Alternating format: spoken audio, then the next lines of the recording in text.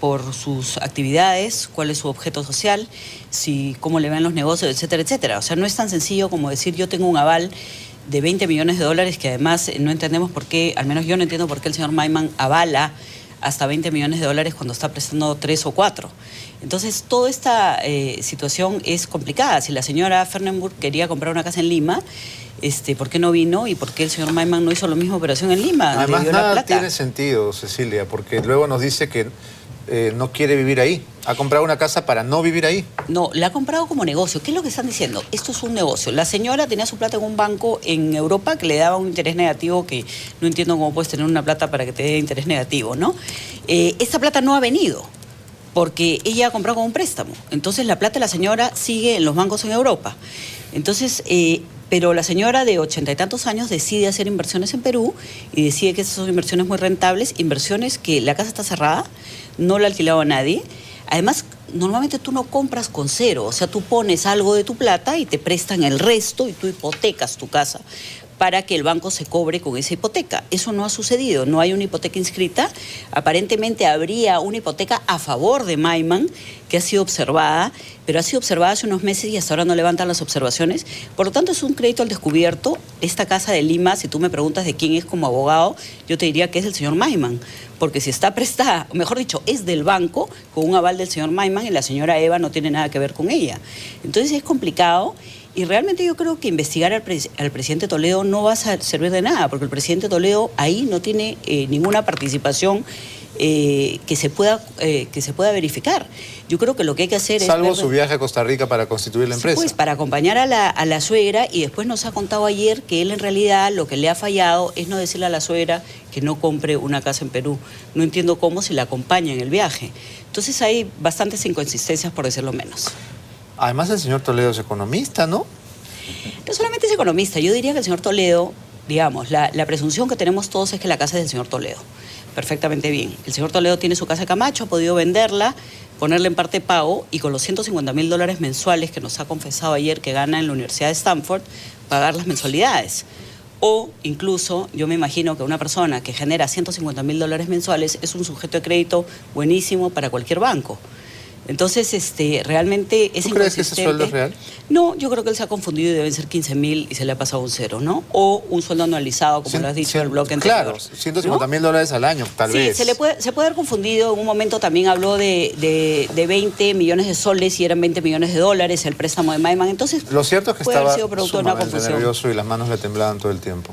Yo creo que lo que pasa es que la historia es una historia difícil de contar y además como tiene varias versiones es más complicado aún. Y además como hemos escuchado toda esta semana los voceros de la bancada, tú los has tenido acá, han estado en otros canales, no han podido decir absolutamente nada. Yo saco la cara realmente por Carmen Omonte o por Javier Reate, que han estado en los canales tratando de dar una explicación. Sobre lo que no saben. Sobre lo que no saben. Y me llama la atención sobre todo Lucho Taiz. Lucho Taiz es el presidente, es el jefe del partido. Y Lucho Taiz es un empresario y Lucho Taiz debería saber perfectamente bien la diferencia entre una prenda y una hipoteca, ¿no? Y era toda una confusión lo que estaba diciendo. Pero en fin. Fernán, ya la entrevista con Raúl Vargas nos había dejado un sinsabor y lo de ayer no ha sido distinto. ¿Qué conclusiones extraes de esta presentación? Bueno, creo que bochorno y tristeza creo que son los resultados de las dos presentaciones que han habido. Primero, no hay forma de saber cuál de todas las versiones que se han dado hasta ahora es la correcta. Porque estamos... El holocausto, la herencia, el préstamo, Mayman. El dato objetivo de todo lo que se dijo ayer, confuso, creo que Cecilia lo ha planteado bien, es que 20 millones de dólares es la cantidad de la que estamos hablando en inversiones, 5 en el Perú hasta ahora y 15 no sabemos dónde. Y la otra cantidad y la otra cifra es $150.000 mensuales, aunque no sean de la universidad. Es decir, provienen, su global es de $150.000. No creo que la universidad lo pague todo, pero vienen de otro. Son cantidades enormes, que pueden ser absolutamente ilícitas, porque definitivamente una persona exitosa que ha sido presidente, que da conferencias y que tiene inversiones lícitas y transparentes, los podría tener. El problema es que esto se ha descubierto a raíz de todo un procedimiento alambicado, que no tiene ningún sentido, donde aparecen dos personas de servicio y de seguridad siendo gerentes, donde un supuesto amigo le presta a una señora, donde hay bancos e hipotecas que no se inscriben. Entonces, la verdad es que la cobertura ya hace dudosa las operaciones. Plenamente, ¿no? Mauricio, aquí se ha dicho que los datos podrían surgir de la DINI, de la Dirección de Inteligencia, que esto podría ser una campaña de demolición contra los candidatos del 2016. Y ayer PPK nos dijo acá que esto parecía una galería de tiro de una feria y que se iban bajando uno por uno a todos los patitos de la fila. ¿Tú crees que esto es parte de una campaña de demolición? Sí, es parte de una campaña de demolición. Lo que pasa es que para que una campaña de demolición sea efectiva, tiene que basarse en hechos ciertos y no en inventos. Y aquí han agarrado un hecho cierto. Es decir, al señor Toledo le descubrieron esta operación. Y entonces, con eso prácticamente queda muerto. Una persona que da 3 versiones distintas sobre un mismo tema es porque está mintiendo. Y entonces el señor Toledo ha mentido abierta y descaradamente en este tema y ha ocultado y ha pretendido ocultar una verdad de fondo, que es que él es el dueño del dinero, se lo ha transferido a su señora esposa y todo lo demás son operaciones de encubrir ese tipo de maniobra. O sea, lo han agarrado. Pero el que lo ha agarrado ha sido el gobierno, porque ese tipo de información es información que solo se maneja con un buen equipo de inteligencia que sabe todos este tipo de movimientos, a dónde va la persona, a dónde regresa, qué cosa ha ido a hacer en Costa Rica. Eso solo se maneja en este ámbito y por lo tanto yo tengo ahí la percepción, digamos, ambivalente de la apreciación del tema, porque por un lado es absolutamente claro y cierto de que Toledo ha mentido en esto y lo han descubierto infraganti en lo que es el ocultamiento de un dinero mal habido. Pero por otro lado también tomo conciencia de que esto es parte de una estrategia de carácter político destinada a cimentar una propuesta de reelección conyugal basada en lo que ayer en tu programa dijo Pedro Pablo Kuczynski. Esta es una idea de tener a todos los políticos en este plan, enjuagados en la miasma, para que al mismo tiempo la señora salga en campaña electoral en una foto de gigantografías impresionantes, llevada por helicópteros del Estado, transmitida por Canal 7, con el brazo izquierdo, el brazo derecho, levantando en Caliwarma, repartiendo es decir, con la sonrisa propia de los candidatos que cargan niños.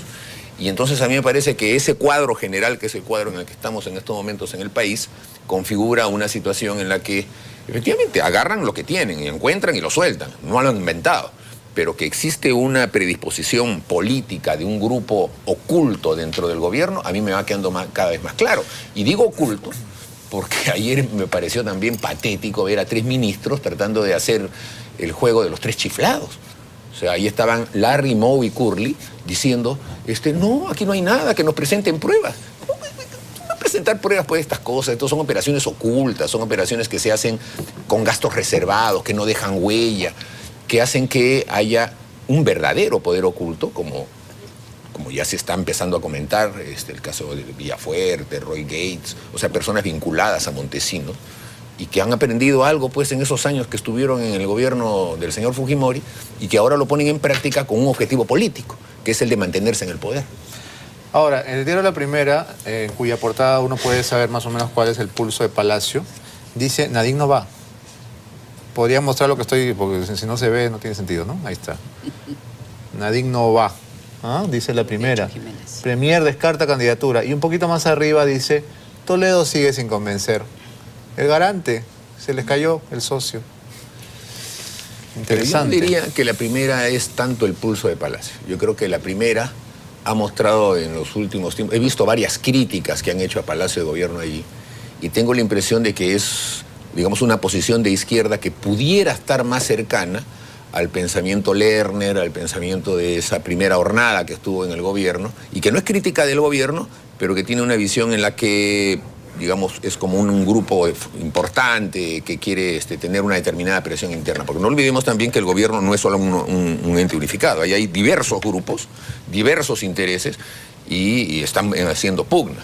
Así que Nadine no va, creo que representa el interés de un sector del gobierno, o por lo menos gobiernista, que tampoco le interesa pues que haya esta reelección concentrada en la pareja conyugal, sino que haya un juego mucho más abierto. hay que considerar que ese sector también existe, que puede estar en minoría, o puede estar arrinconado quizá, pero no es que tampoco tengan las cosas claras. Uno lo ve en el Congreso, de los 47 parlamentarios hay muchos que en privado te dicen, no, esto no puede pasar, esto no debe ser, hay que decirle a la señora. Y hay otros que son pues los congresistas de la señora, ¿no es cierto? Y entonces esas pugnas son las que evitan que en estos momentos, por ejemplo, tengan claridad en definir quién va a ser su candidato a la presidencia del Congreso. Es decir, son cosas que hay todavía.